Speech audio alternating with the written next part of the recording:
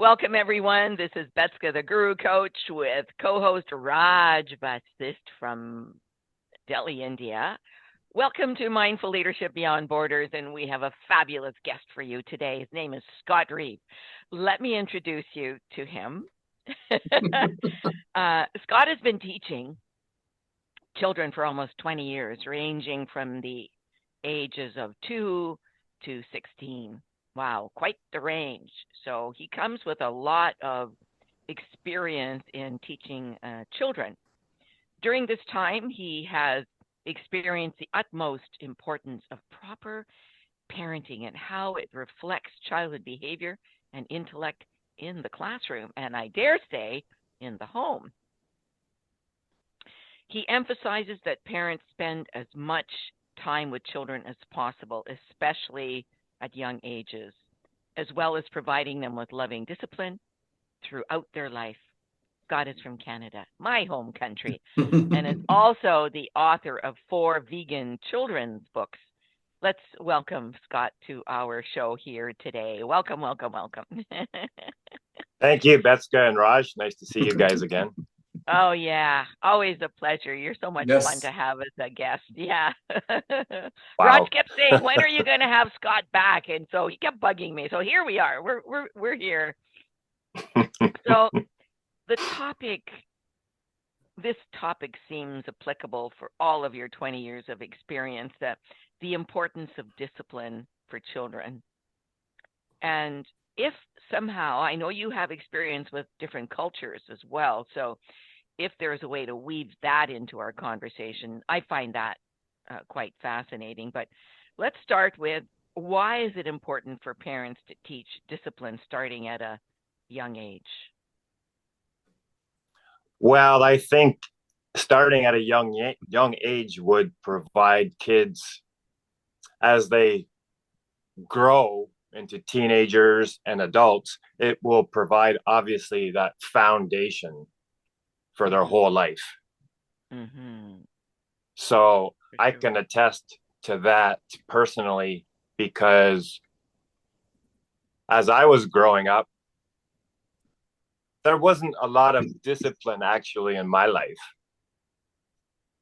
Mm-hmm. So I was kind of allowed to do whatever I wanted. And then later on in life, as a teenager and as an adult, I found it a little bit tricky to follow the rules. Uh-huh. And in some cases, it got me into a little bit of difficulty and problems. So I realized that self-discipline from parents at an early age can teach self-discipline. And ultimately, that's the goal of the parent, is to teach their kids how to have self-discipline. So right on. Self-discipline in life has to be one of the most important things that, an individual can have. So yeah, it's very important to start teaching kids about discipline at a young age, for sure. Well, with 20 years experience, I'm sure you have some stories to tell. I'm wondering if there's a story that comes to your mind around disciplining children. I can give one story about myself. First of all, when I was a kid, there was a teacher that I had, I'll never forget, because she was a disciplinarian. It was a grade 5, grade 6, I believe.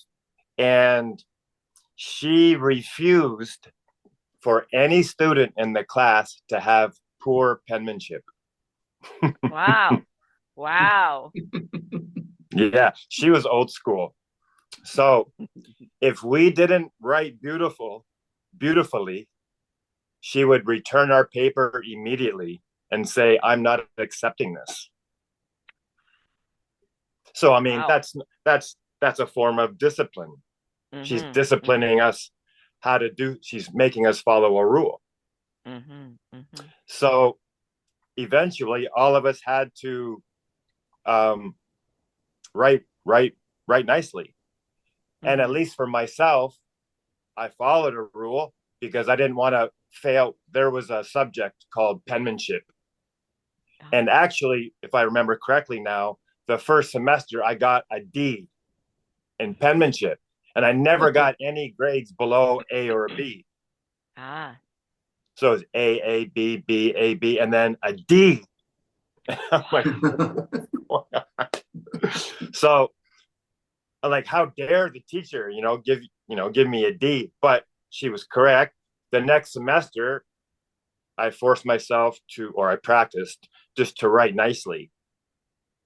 And so she was so strict, but none of the students in my memory liked her because she was so strict. So being, as a parent or a teacher, using discipline or showing discipline, you can do it in a loving way, of course, is hard because usually students or kids, they're not going to like it. At first, they won't like it.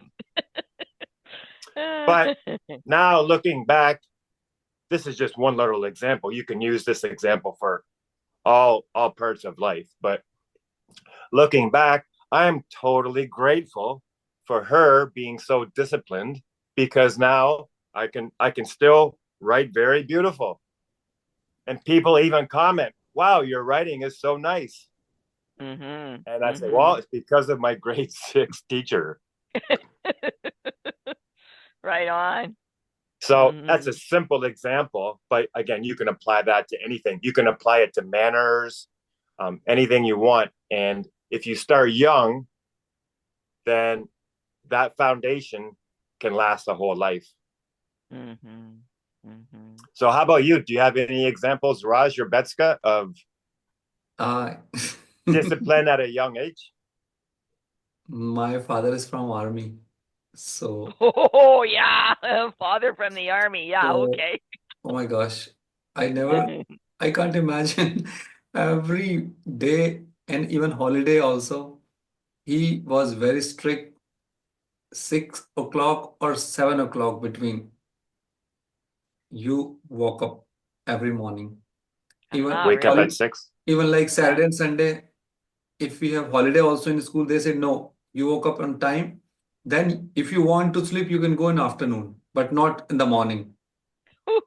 No sleeping in. And the very strong point, he always forced to take bath in the cold water in the winter. No way. A bath in cold water. In Jumping. the winter, because he said you become more strong when you take this cold shower. That time I was very annoying and very unhappy, but now I realize, thank God, my father was absolutely right. So Raj, do you still have a bath in cold water in the morning? Like we have option, like if we can put water in the outside, so water going in a very freezy way. So you can deep dive in this water, or although in here winter we are using geyser and a lot of things. So he always said you don't use, you just use. And he said you go river also in some area in the winter. And that time I was very angry with my father. Very, very angry. But now I realize, no, I'm lucky and blessed. Yeah. He gave me this lesson. And Scott, I had some, I had one teacher, I'll never forget her. Her name was Mrs. Natyuk. She was Ukrainian. And her talk about disciplinarian, holy smokes.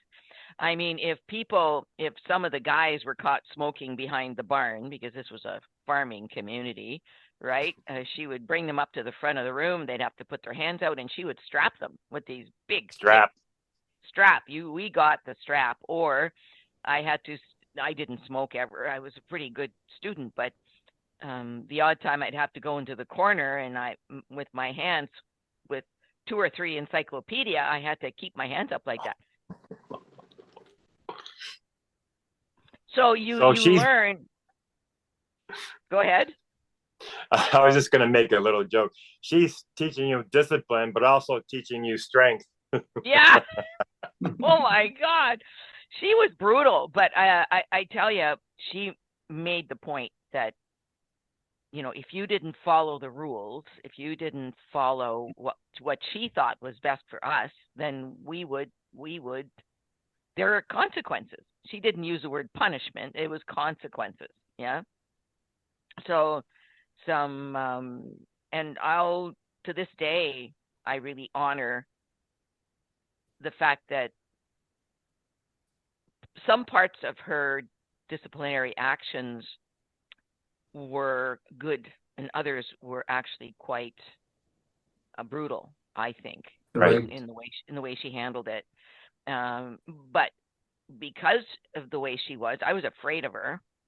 And so I studied like crazy. I went to the top of the class because I wanted to receive her praise. I didn't want to be disciplined or strapped or anything. So there are benefits. And today, of course, we can't strap our kids, not in Canada or the US, or I don't know about other countries, but you know, there are different types of discipline. And I believe what Scott is talking about here is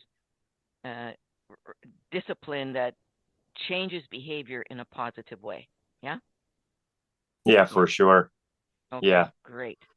Well, listen, we're going to take a short pause and we'll be back for part 2 with Scott Reeve. So tune in to part 2.